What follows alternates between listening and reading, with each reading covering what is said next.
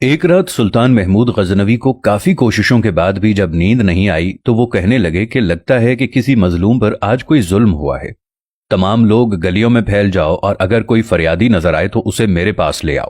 تھوڑی دیر بعد وہ سب واپس آ کر کہنے لگے کہ سلطان، ہمیں تو کوئی بھی فریادی نہیں ملا، آپ آرام سے سو جائیں۔ سلطان کو جب پھر بھی نیند نہیں آئی تو وہ کپڑے بدل کر خود محل سے باہر نکل آئے۔ محل کے پچھواڑے میں حرم سرا کے نزدیک انہیں کسی کی فریاد سنائی دی، اے اللہ، سلطان محمود اپنے مصاحبوں کے ساتھ محل میں عیش و عشرت کی زندگی گزار رہا ہے اور محل کے عقب میں مجھ پر یہ ظلم توڑا جا رہا ہے۔ سلطان نے کہا، کیا بات کر رہے ہو؟ میں محمود ہوں اور تمہاری فریاد رسی کے لیے آیا ہوں، مجھے بتاؤ کیا ظلم ہوا ہے تمہارے ساتھ؟ فریادی نے جواب دیا، آپ کے خواص میں ایک شخص جس کا نام میں نہیں جانتا ہر رات میرے گھر آتا ہے، میری بیوی پر ظلم و تشدد کرتا ہے۔ سلطان نے پوچھا، اس وقت وہ کہاں ہے؟ کہنے لگا، شاید اب چلا گیا ہو۔ سلطان نے کہا کہ دوبارہ جب وہ آئے تو فوراً آ کر مجھے اطلاع کر دو۔ پھر سلطان نے محل کے دربان کو وہ شخص دکھایا اور کہا کہ جب بھی یہ شخص آئے اسے سیدھا میرے پاس پہنچا دو، اگر میں نماز کی حالت میں بھی ہوں تو پرواہ مت کرنا۔ اگلی رات وہ شخص سلطان کے پاس آیا اور بتایا کہ وہ شخص اس وقت اس کے گھر میں ہے۔ سلطان اسی وقت اپنی تلوار ہاتھ میں لیے اس شخص کے ساتھ چل پڑا۔ جب اس کے گھر کے قریب پہنچا تو اس سے کہا کہ گھر کے سارے چراغ بجھا دو۔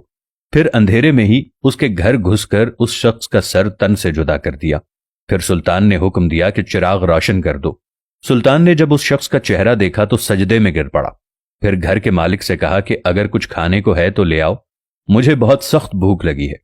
اس نے یہ سن کر کہا کہ آپ جیسا سلطان مجھ غریب کے گھر کھانا کھائے گا؟ سلطان نے جواب دیا، جو کچھ بھی ہے لے آؤ۔ وہ شخص ایک سوکھی روٹی لے آیا جسے سلطان نے بڑی رغبت سے کھایا۔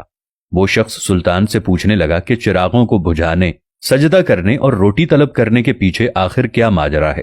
سلطان نے کہا کہ میں نے جب تمہاری داستان سنی تو سوچا کہ میری سلطنت میں ایسا ظلم کرنے کی ہمت صرف میرے کسی بیٹے کو ہو سکتی ہے۔ اندھیرا کرنے کو اسی لیے کہا کہ پدرانہ شفقت میرے انصاف کے راستے میں حائل نہ ہو جائے۔ چراغ جلنے پر جب میں نے دیکھا کہ وہ میرا بیٹا نہیں ہے تو میں نے سجدہ شکر بجا لایا۔ کھانا اس لیے مانگا کہ جب سے مجھے تمہاری مصیبت کا علم ہوا ہے میں نے اللہ کے سامنے قسم کھائی تھی کہ جب تک تمہیں انصاف نہیں مل جاتا میرے اوپر روٹی حرام ہے۔ اس وقت سے اب تک میں نے کچھ نہ کھایا تھا اور نہ ہی کچھ پیا تھا۔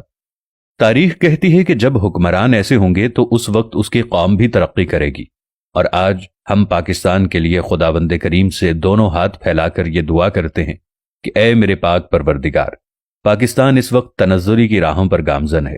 اے میرے پاک پروردگار، پاکستان اس وقت بہت سارے مسائل میں گھر چکا ہے۔